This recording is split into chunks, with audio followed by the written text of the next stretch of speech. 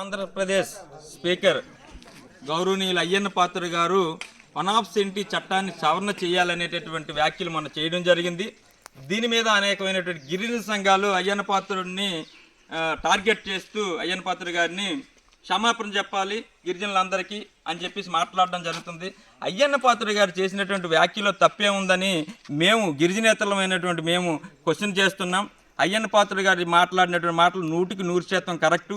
ఎందుకంటే 170 చట్టాన్ని సవరణ కనుక చేస్తే గిరిజన ఏరియాలో ఉన్నటువంటి నాన్ ట్రైబుల్స్ కంటే ట్రైబుల్స్కే ఎక్కువ బెనిఫిట్. ఎందుకంటే వాళ్ళకే ఉద్యోగ అవకాశాలు వస్తాయి. గ్రీన్ జోన్లుగా ఉన్నటువంటి ఏ ఏరియా అయితే ఉందో ఆ ఏరియాలో సవరణ చేసినట్లయితే పెద్ద పెద్ద కంపెనీలు వస్తాయి. ఆ కంపెనీలు వచ్చినప్పుడు ఎవరి భూములు పోయేటటువంటి పరిస్థితి ఉండదు.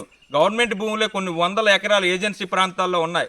ఆ ప్రాంతాల్లో ఆ భూముల్లో పెద్ద పెద్ద కంపెనీలు పెడితే వాళ్ళకు ఉపాధి అవకాశాలు కలుగుతాయి. గిరిజనులు ఎవరైతే ఉన్నారో వాళ్ళందరూ ఫైనాన్షియల్గా వాళ్ళ కుటుంబాలు బాగుంటాయి. ఇవన్నీ చెప్పడం మానేసి గిరిజన సంఘాలు ఏం చేస్తున్నాయంటే అమాయకమైనటువంటి గిరిజనులు మభ్యపెట్టే ప్రయత్నాలు చేస్తున్నాయి. ఇవన్నీ గిరిజనులు తెలుసుకోవాల్సినటువంటి అవసరం ఉంది.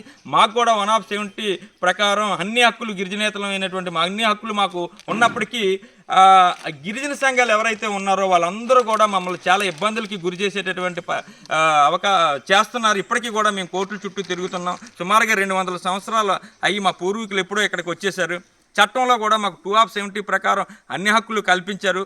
కాబట్టి అయ్యన్న పాత్రుడు గారు చేసినటువంటి వ్యాఖ్యలు ఏవైతే ఉన్నాయో అవి 100% కరెక్టు. కాబట్టి అయ్యన్న పాత్రుడు గారి వ్యాఖ్యలతో మేము ఏకీభవిస్తూ ఖచ్చితంగా ఈ చట్టం సవరణ అయితే మాత్రం తీసుకురావాలని అయ్యన్న పాత్రుడి గారిని కూడా మరొకసారి మేము వేడుకుంటున్నాం.